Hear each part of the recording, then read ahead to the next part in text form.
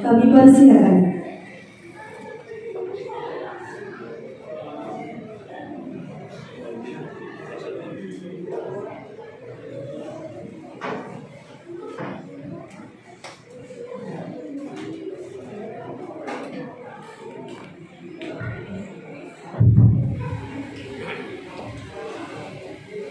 Assalamualaikum warahmatullahi wabarakatuh.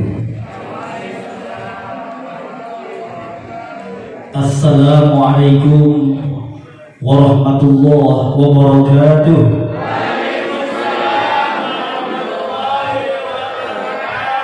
Ya, baru yudisium belum wisuda, harusnya jadi sarjana harus semangat. Assalamualaikum warahmatullahi wabarakatuh.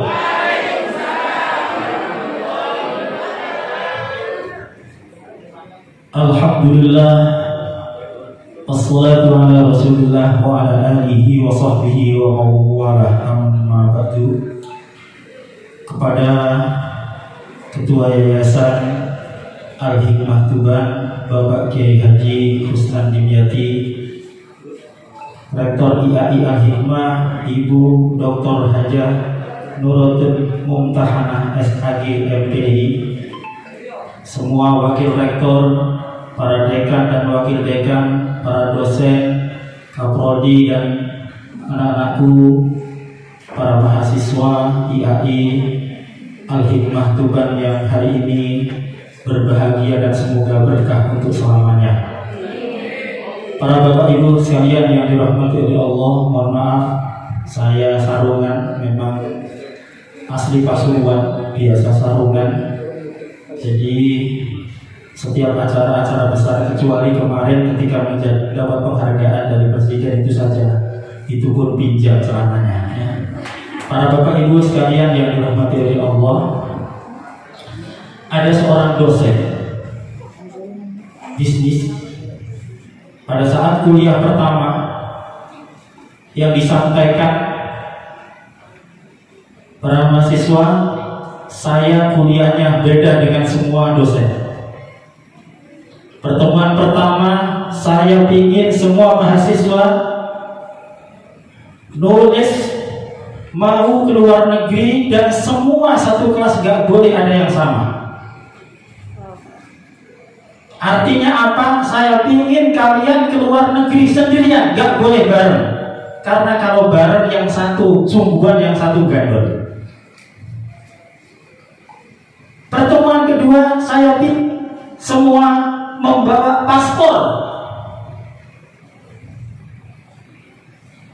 Pak, gimana caranya? Sudah, kuliah saya satu pertemuan pertama adalah semua harus tulis tujuan negara yang mau dia inginkan, dia mau kemana, dan satu mahasiswa dengan mahasiswa yang lain gak boleh sama.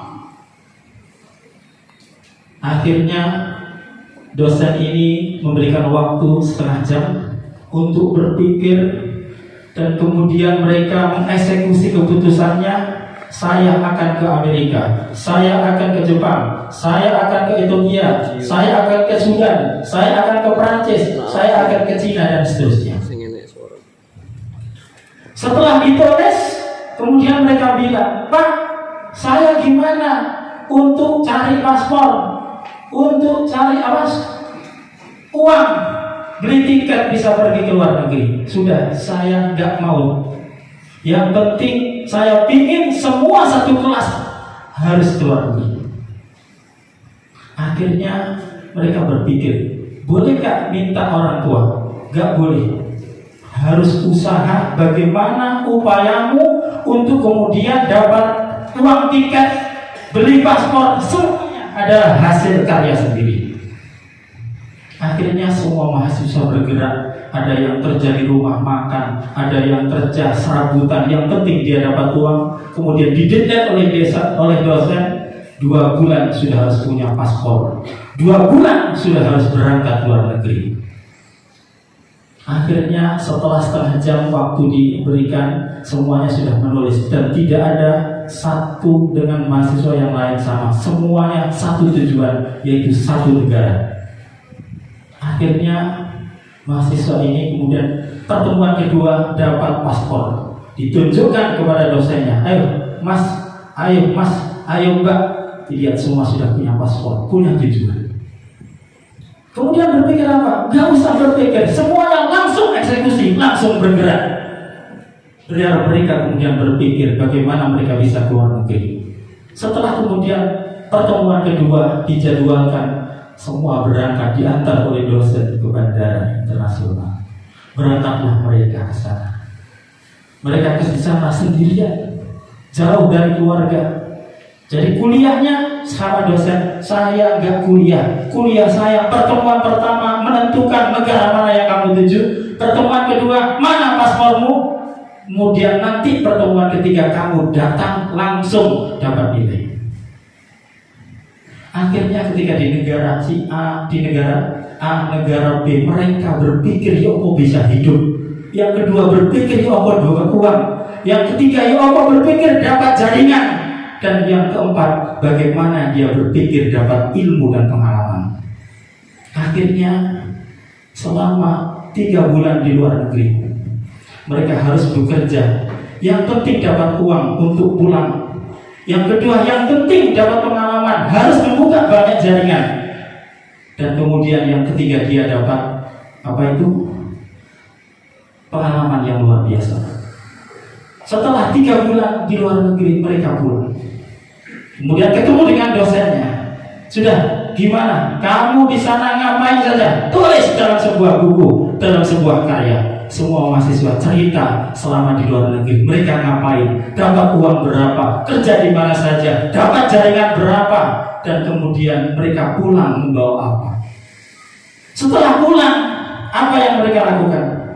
Mereka langsung action membangun jaringan yang sudah dia bangun di luar negeri untuk kemudian cari produk-produk lokal, kemudian diekspor ke negara-negara yang pernah mereka tuju.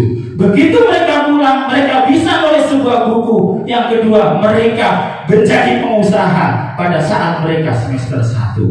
Maka kalau ini dilakukan itu di Al-Hikmah Tuban, saya yakin akan banyak ke depan lahir orang-orang hebat, orang-orang besar, dan kampus Al-Hikmah akan semakin besar dan berkibar. Tepuk tangan buat Al-Hikmah. Para bapak ibu sekalian yang dirahmati oleh Allah, apa yang bisa kita ambil dari apa yang saya ceritakan tadi? Itulah yang namanya soft skill. Menurut saya, kuliah itu 90% adalah hard skill, sedikit yang soft skill.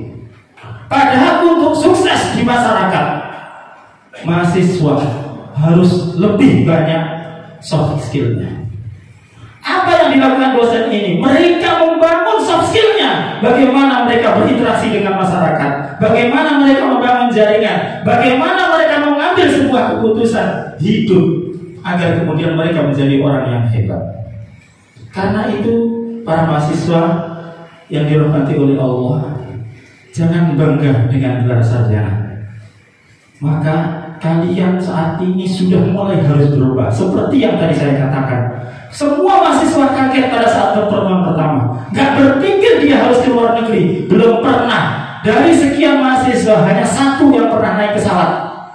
Tapi sekian satu kelas itu kemudian bisa keluar negeri dan kemudian punya jaringan. Begitu pulang, mereka cari sebuah produk yang kemudian mereka jadikan itu sebagai usaha. Jadilah dia pengusaha yang kemudian mereka ekspor ke negara tujuan mereka kemarin pada saat di sana.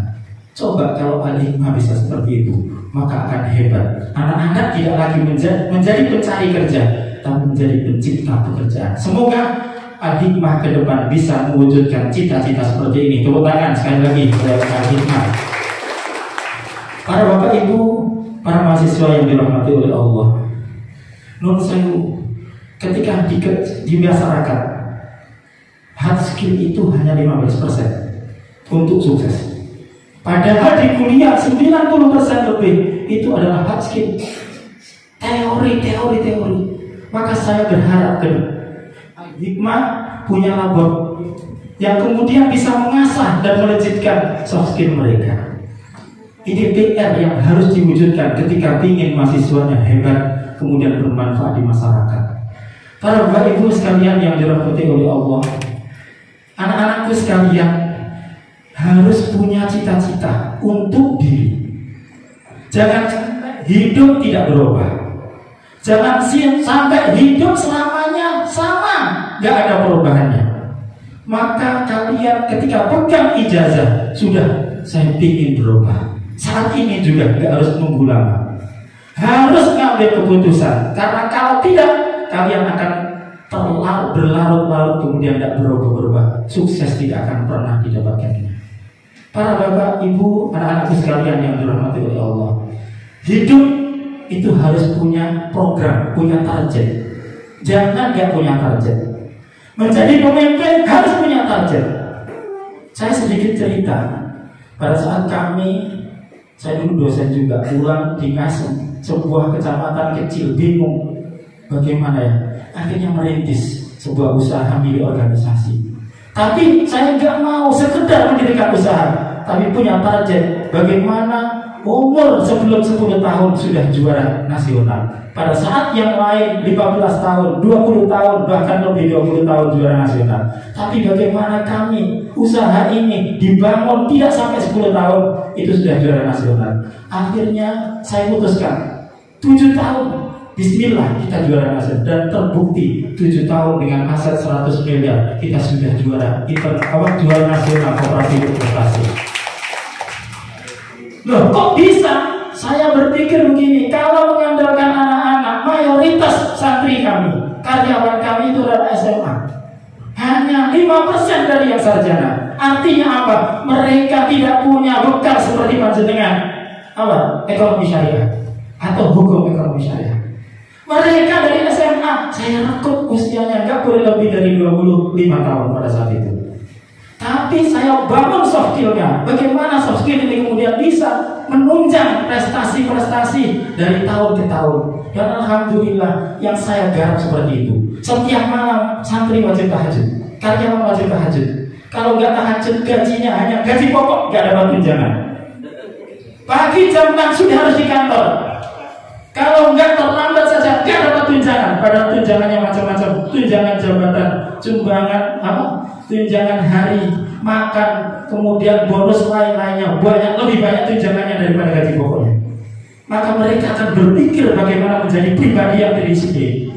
Akhirnya jam 6 sudah di kantor. Habis itu bersih-bersih kantor, habis itu sholat duha 4 rakaat. Habis sholat duha wajib doa 3. 1. Mendoakan para penabung agar rezekinya lancar barokah. 2. Mendoakan para orang yang pinjam agar lancar usahanya, ngangsurnya juga lancar. Yang ketiga, mendoakan para pengurus, para teman-teman santrinya agar kemudian juga sehat mengelola amanah dengan baik dan benar. Akhirnya ini yang kami bangun. Inilah yang dinamakan soft skill. Maka kalau kepingin nanti mahasiswa al-hikmah keluar, tidak hanya sekedar siap kerja, tapi siap menciptakan pekerjaan, beri wahana seluas-luasnya di kampus, laboratorium ekonomi syariah, perbankan syariah. Jangan berpikir bahwa perbankan syariah atau ekonomi syariah itu hanya simpan pinjam. Bisa retail, kami punya retail dan alhamdulillah berkembang. Pada saat corona yang lain belum tikar, kita justru naik omset 3 kali lipat. Air minum NO itu juga sudah punya pabrik sendiri kita di depan itu. Dan kami sekarang sedang naik bagaimana kemudian menjadi DC, dan setiap kacamata ada retail milik organisasi dan kemudian manfaat buat umat. Inilah yang harus dicita-citakan. Termasuk kami punya target bagaimana usia kami ke 15 tahun sudah 0,5 triliun, 20 tahun sudah 1 triliun lebih. Maka anak-anakku harus punya target dalam hidup. Kalau nggak punya target, nggak ada semangatnya. Harus punya, saya ingin punya usaha ini dalam sekian tahun. Tulis yang besar, kemudian perjuangkan. Saya yakin kalau jenengan istiqomah akan diwujudkan oleh Allah. Para anak-anakku sekalian, mahasiswa, para bapak ibu sekalian yang dirahmati oleh Allah. Artinya apa? Saya ingin kampus ini tidak sekedar seperti tadi mengasah hard skill-nya, tapi juga soft skill-nya. Dengan cara apa? Buat bank mini di kampus ini, atau koperasi syariah minimal, yang nanti semua keuangan terpusat di situ, sehingga ini menjadi roda bank dari kampus atau yayasan ini. Ketika itu dikelola, menurut saya sering mendampingi lembaga, itu luar biasa, bisa sampai 1 miliar, 2 miliar yang bisa kita sisihkan dari semua manajemen yang kita kelola. Artinya apa? Ada sebuah yayasan, mereka punya PAUD, punya SD, punya SMP, punya SMA, kemudian punya perguruan tinggi. Ternyata ketika saya hitung, asetnya itu sudah miliaran rupiah. Maka kalau dikelola, satu bisa mensejahterakan para gurunya, para dosennya. Yang kedua akan bisa menyisahkan uang miliaran rupiah per bulan, bukan lagi per tahun. Kami baru mendampingi beberapa bulan di lembaga, mereka baru. Dan kemarin saya lihat dengan konsep digitalisasi IT dan administrasi, itu bisa sampai menghemat atau menghasilkan 500 juta. Nah, inilah semua PR kita bersama, agar kemudian Al-Hikmah manfaat untuk lembaganya, manfaat juga untuk mahasiswanya. Begitu keluar, mereka tidak lagi bekal hanya hard skill, tapi juga soft skill. Apa sih soft skill itu? Seperti tadi, kemampuan disiplinnya bagaimana. Makanya di BMT kami wajib tahajud, wajib duha, kemudian wajib tilawah. Dan alhamdulillah dengan begitu kami sebagai pengelolanya wajib memberi penghargaan kepada mereka. Kami daftarkan umroh, sudah banyak yang kita umrohkan setiap tahunnya, dan sudah banyak yang kita daftarkan haji. Syaratnya harus punya istri, karena nanti harus suami istri berangkatnya. Inilah yang saya ingin, ayo bareng-bareng dikelola. Dan saya yakin ketika sokil ini digencarkan, anak-anak pulang membawa syahadah atau ijazah, tidak hanya sekedar menjadi orang yang mencari kerja, tapi juga menciptakan pekerjaan. Termasuk mungkin ekonomi syariah, tidak hanya materi kaitan dengan akad-akad syariah, tapi bagaimana mereka cari tahu bagaimana sih proses izin di koperasi, bagaimana sih izin membuka cabang. Dari inilah mereka barangkali yang leadershipnya bagus, mereka pulang mendirikan koperasi. Syukur kemudian Al-Hikmah membangun jaringan. Begitu keluar mahasiswa, sudah kami bukakan cabang, kami bukan cabang, maka akan besar nantinya Al-Hikmah ketika itu yang dilakukan. Para bapak ibu sekalian yang dirahmati oleh Allah, karena waktunya terbatas, kemarin sebenarnya saya nggak bisa, ya, karena jam 12 saya sudah ada acara. Maka saya intinya pesan kepada semua mahasiswa yang baru lulus, jangan pernah tidak punya mimpi, ya, bukan mimpi basah, ya. Gak boleh gak punya mimpi dalam hidup. Jangan pokoknya mengalir, iya mengalir, tapi mengalir yang lebih baik. Jangan mengalir yang kejuran atau yang mungkin gak bagus. Maka pesan kami, bermimpilah mulai sekarang. Kalau sampai kemudian ada masalah, sudah ngomong sama saya, nanti ngomong, barangkali itu menjadi jalan untuk berubah kalian semua. Jangan menjadi orang yang kemudian membutuhkan, tapi jadilah orang yang dibutuhkan. Artinya apa? Kalian punya hard skill, punya soft skill yang bagus, maka kalian akan dibutuhkan, akan dicari, dan akan naik derajatnya. Tidak sekedar jadi karyawan biasa, tapi jadi pimpinan yang nanti akan terus tanjak dan nanjak sehingga kalian punya sesuatu yang lebih lagi ke depannya. Para bapak ibu, anak-anakku, para mahasiswa sekalian yang dirahmati oleh Allah, intinya soft skill itu apa?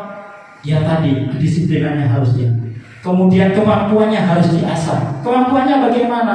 Kemampuannya, makanya kami Bu Dekan, ya, kalau bisa magangnya jangan magang seperti biasa. Karena biasanya kalau magang seperti biasa hanya baturi, hanya nemani, itu pengalamannya kurang menantang. Kalau bisa beri tantangan, langsung ke dinas koperasi. Kamu harus punya apa yang dilakukan tadi. Terus kemudian bangun di sini syawir-syawir, apa, diskusi-diskusi kaitan dengan ekonomi syariah, ekonomi global. Hari ini kebutuhan kita apa? Masa depan kebutuhan kita apa? Tantangannya apa?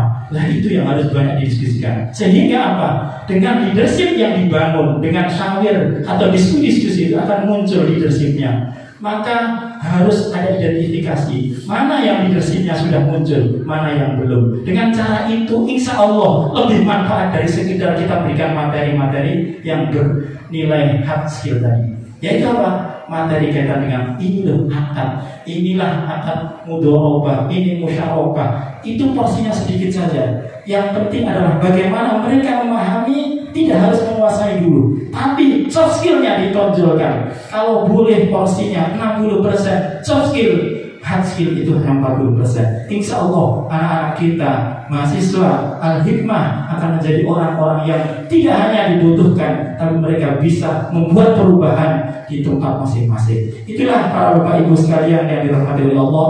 Semoga apa yang kami sampaikan sedikit ini bisa memberikan pencerahan. Pulang dari sini jangan merenung banyak. Engkau lapo yo, engkau lapo. Jangan terlalu merenung. Kalau meninggal saat merenung itu gak bagus ya. Meninggal yang bagus itu saat berjuang, kemudian bekerja diambil oleh Allah, atau saat ibadah diambil oleh Allah. Itulah kemuliaan, itulah keindahan. Maka jangan banyak merenung. Mahasiswa tadi gak ada kesempatan untuk merenung. Dia belum ngomong sama orang tua, dia langsung ditodong oleh dosennya. Sudah, kamu pasti bisa.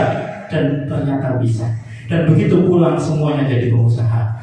Sama seperti di Ciputra. Ciputra itu gak akan dikasih ijazahnya kalau dia belum punya usaha. Jadi dia kalau sudah punya usaha dan dibuktikan bahwa ini usahanya, asetnya sekian, omsetnya sekian, baru ijazahnya diberikan. Data di sini dikasih itu ya.